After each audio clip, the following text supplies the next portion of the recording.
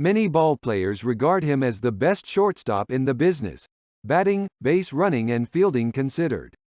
The Sporting News Supplements, 1899. When he was inducted into the Baseball Hall of Fame in 1998, George Davis was likely the best ballplayer you'd never heard of.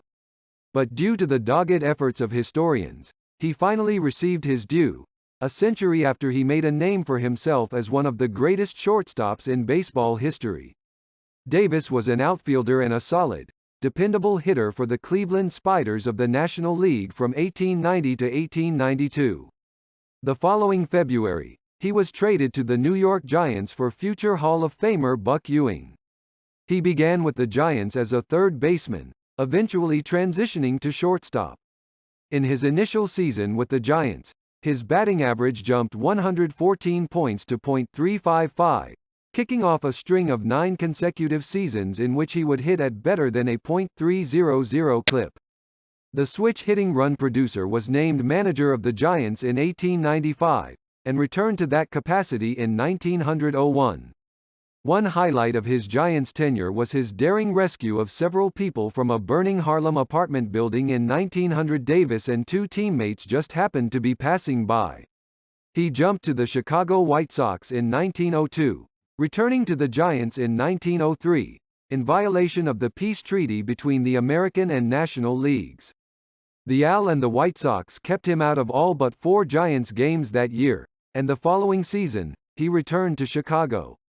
A career highlight was his performance as a member of the White Sox's Hitless Wonders team of 1906.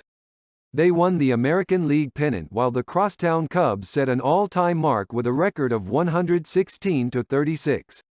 If they were in the same league, the Cubs would have finished 22.5 games ahead of the White Sox, and few gave them any chance in the first intra-city World Series. But the upstart Sox beat the Cubs in 6 games, with Davis batting .308 and driving in 6 runs.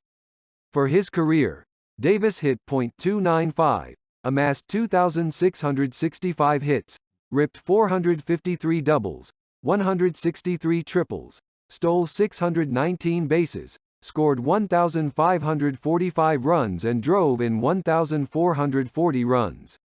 In the field, he led the league in double plays 4 times and fielding percentage 4 times. He scouted and coached briefly after his playing days, but then largely disappeared from baseball, becoming a bit of a mystery. His later life was not well documented, leading Hall of Fame historian Lee Allen to write, "How is it possible for a man to play big league baseball for 20 seasons, manage the New York Giants twice, start a war between the National and American leagues and then utterly vanish, without leaving a trace?" Davis passed away on October 17, 1940.